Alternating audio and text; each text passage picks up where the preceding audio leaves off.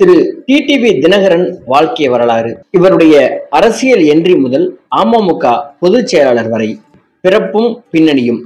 திருவாரூர் மாவட்டம் திருத்துறைப்பூண்டியில் 1963 ஆண்டு டிசம்பர் 13 நாள் விவேகானந்தன் வனிதாமணி தம்பதியினரின் 3 மகன்களில் மூத்த மகனாக பிறந்தவர் டிடிவி தினகரன்.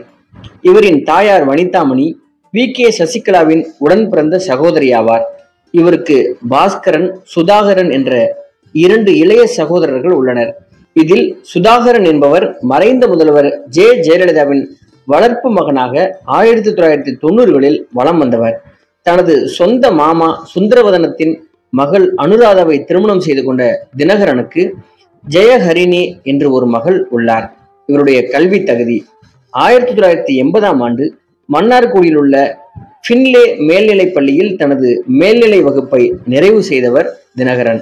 அதன் பின்னர் கர்நாடகா மாநிலம் மைசூர் பல்கலைக்கழகத்தின் சிக்மகளூர் ஏஐடி கல்லூரியில் பிஇ சிவில் இன்ஜினியரிங் பயின்ற தினகரன் படிப்பை பாதியிலேயே கைவிட்டார். அந்நிய செலாவணி வழக்கும் அரசியல் வருகையும். 1991 முதல் 1995 இடைப்பட்ட காலங்களில் சூப்பர் டூப்பர் டிவி என்ற நிறுவனத்தை தனது சகோதரர்களுடன் சேர்ந்து நடத்தி வந்தார் தினகரன். அதனைத் தொடர்ந்து 1996 ஆண்டு அந்நிய செலாவணி மோசடி, வரி ஏய்ப்பு, வெளிநாட்டு வங்கிகளில் முறைகேடாக பண முதலீடு, சட்டவிரோதமான பண பரிவர்த்தனை செய்தது என டிடிவி தினகரன் மீது ஃபெரா சட்டத்தின் கீழ் இந்திய அமலாக்கத்துறையினரால் 2 வழக்குகள் பதிவு செய்யப்பட்டன. சுமார் 20 ஆண்டுகள் நீடித்த இந்த வழக்கில் கடந்த 2016 ஆண்டு தினகரனுக்கு 28 கோடி ரூபாய் அபராதம் விதிக்கப்பட்டது. வி.கே. சசிகலாவின் மூலம் ஜெயலலிதாவுக்கு அறிமுகமான தினகரன் பின்னர் ஜேவின் நம்பிக்கைக்குரியவராக போயஸ் கார்டனில் வலம் வர தொடங்கினார். இவருடைய வெற்றியும் தோல்வியும் நாடாளுமன்ற உறுப்பினராகவும். 1998 ஆண்டு நடந்த மக்களவை தேர்தலில் தினகரனுக்கு தேனி தொகுதியில் போட்டியிடும் வாய்ப்பு கொடுக்கப்பட்டது. போட்டியிட்ட முதல் தேர்தலிலேயே வெற்றி பெற்று நாடாளுமன்ற உறுப்பினரானார் தினகரன். 2004 ஆண்டு நடந்த மக்களவை தேர்தலில் மீண்டும் தேனி தொகுதியில் போட்டியிட்ட தினகரன் தோல்வியடைந்தார்.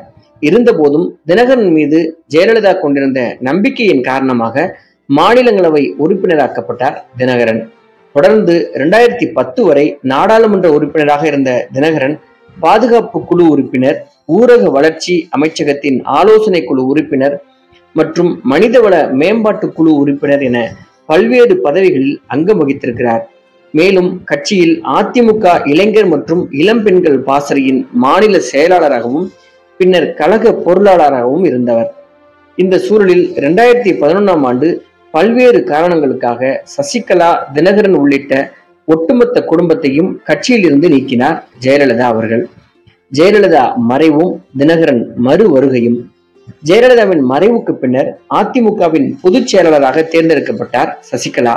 அதுவரை நேரடி அரசியலில் இருந்து விலகியிருந்த தினகரனை கட்சிக்குள் மீண்டும் இணைத்ததோடு துணை பொதுச் செயலாளர் பதவியையும் தினகரனுக்கு கொடுத்தார் சசிகலா. அதன் பின்னர் தமிழக முதல்வராகும் முயற்சியில் சசிகலா இறங்க தனியாக சென்று தர்ம யுத்தத்தை நடத்தினார் திரு ஓ. பன்னீர்செல்வம். இந்த நிலையில் சொத்து குவிப்பு வழக்கில் சசிகலாவுக்கு 4 ஆண்டு சிறை தண்டனை கிடைத்தது. எடப்பாடி பழனிசாமி சசிகலாவால் முதல்வராக்கப்பட்டார். தொடர்ந்து நடந்த பல்வேறு குளறுபடிகளுக்கு பிறகு சசிகலா மற்றும் தினகரனிடமிருந்து எடப்பாடி பழனிசாமி மற்றும் ஓ. பன்னீர்செல்வத்திடம் கட்சி அதிகாரம் கைமாறியது. சசிகலா, தினகரன் அதிமுகவிலிருந்து நீக்கப்பட்டதாகவும் அறிவிக்கப்பட்டது. புதிய வெற்றியும் புதிய கட்சியும். 2017 ஆண்டு டிசம்பர் மாதம் நடந்த ஆர்கே நகர் இடைத்தேர்தலில் சுயேட்சை வேட்பாளராக குக்கர் சின்னத்தில் போட்டியிட்டார் தினகரன். அதிமுக தரப்பில் மீட்டெடுக்கப்பட்ட இரட்டை இலை சின்னத்தில் அவைத்தலைவர் மதுசூதனன் போட்டியிட திமுக மற்றும் 59 சுயேட்சை வேட்பாளர்களும் தேர்தலில் போட்டியிட்டனர். தேர்தல் முடிவில் ஆளும் அதிமுக வேட்பாளரை விட சுமார் 40,707 வாக்குகள் வித்தியாசத்தில் 89,063 வாக்குகள் பெற்று அமோக வெற்றி பெற்று சட்டமன்ற உறுப்பினரானார் டிடிவி தினகரன் அவர்கள். 2018 ஆண்டு மார்ச் 15 அம்மா மக்கள் முன்னேற்ற கழகம் என்னும் புதிய கட்சியை தனது ஆதரவு எம்எல்ஏக்கள், எம்பி மற்றும் நிர்வாகிகளுடன் இணைந்து தொடங்கினார். மீண்டும் அதிமுகவும் இரட்டை இலை சின்னமும் மீட்டெடுக்கப்படும் வரை அமமுக தங்களுக்கு ஒரு தனி அடையாளமாக இருக்கும் என்றும் கூறினார். 2019ஆம் ஆண்டு ஏப்ரல் மாதம் நடைபெற்ற நாடாளுமன்ற தேர்தல் மற்றும் இடைத்தேர்தலில் தினகரனின் அமமுக முதல் முறையாக போட்டியிட்டது. தேர்தல் ஆணையத்தில் அமமுக ஒரு கட்சியாக பதிவு செய்யப்படாத காரணத்தினால் கேட்ட குக்கர் சின்னத்துக்கு பதிலாக பரிசு பெட்டி பொது சின்னமாக ஒதுக்கப்பட்டு அமமுகவின் அனைத்து வேட்பாளர்களும் சுயேட்சைகளாக போட்டியிட்டனர். போட்டியிட்ட அனைத்து தொகுதிகளும் தோல்வி. இருப்பினும் 39 தொகுதிகளில் 21 தொகுதிகளில் 3வது இடத்தையும் கணிசமான அளவு வாக்குகளையும் பெற்று 5% அதிகமான வாக்கு வங்கியை உறுதி செய்தது அமமுக. இதனிடையே 2019ஆம் ஆண்டு டிசம்பர் மாதம் அமமுகவை பதிவு செய்யப்பட்ட கட்சியாக அறிவித்தது தேர்தல் ஆணையம். தொடர்ந்து 2019ஆம் ஆண்டு டிசம்பர் மாத இறுதியில் நடைபெற்ற உள்ளாட்சி தேர்தலில் அமமுக தனித்து போட்டியிட்டது. 27 மாவட்டங்களுக்கு நடந்த தேர்தலில் 95 ஒன்றிய கவுன்சிலர் பதவிகளில் வெற்றி பெற்று 3வது பெரிய கட்சியாக தினகரனின் அமமுக உருவெடுத்தது. 2021ஆம் ஆண்டு சட்டமன்ற தேர்தலில் டிடிவி தினகரன் தேமுதிக, எஸ்டிபிஐ மற்றும் சில அமைப்புகளுடன் கூட்டணி அமைத்து தேர்தலை சந்தித்தார் என்பதும் குறிப்பிடத்தக்கது. திரு டிடிவி அவருடைய சாதனைகளும் விமர்சனங்களும்.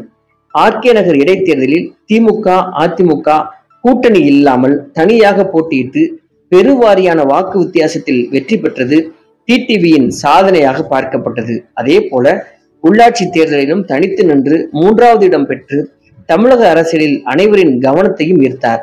மேலும் சுற்றுச்சூழலை பாதுகாக்கும் பொருட்டு தனது கட்சியின் துணை அமைப்பாக சுற்றுச்சூழல் பாதுகாப்பு மற்றும் விழிப்புணர்வு அணியை உருவாக்கியது போன்றவையும் டிடிவி தினகரனின் சாதனைகளாக பார்க்கப்படுகிறது. இது மட்டுமல்லாமல் பத்திரிகையாளர்களை கையாளுவதில் திரு கருணாநிதிக்கு நிகரானவர் என்ற பேச்சும் அப்பொழுது அடிபட துவங்கியது.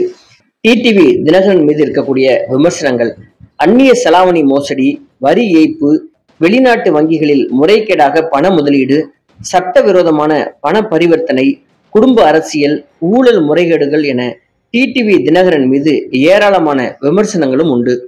கால வரிசைப்படி திரு டிடிவி அவர்கள் வகித்த பதவிகள்: 1999 பெரியகுளம் தொகுதியிலிருந்து மக்களவைத் தேர்தலில் வெற்றி பெற்றார். பெட்ரோலியம் மற்றும் வேதித்துறை அமைச்சக குழு உறுப்பினராக நியமிக்கப்பட்டார். 2000ஆம் ஆண்டு வரை இந்த பதவியில் பணியாற்றினார். 2004 முதல் 2010 அந்த ஆண்டுகளில் பாராளுமன்ற உறுப்பினர் பதவி காலத்தில் இவர் பாதுகாப்பு குழுவின் உறுப்பினர் ஆவார். பின்னர் ஊரக வளர்ச்சி அமைச்சகத்தின் ஆலோசனை குழு உறுப்பினராகவும் செயல்பட்டார்.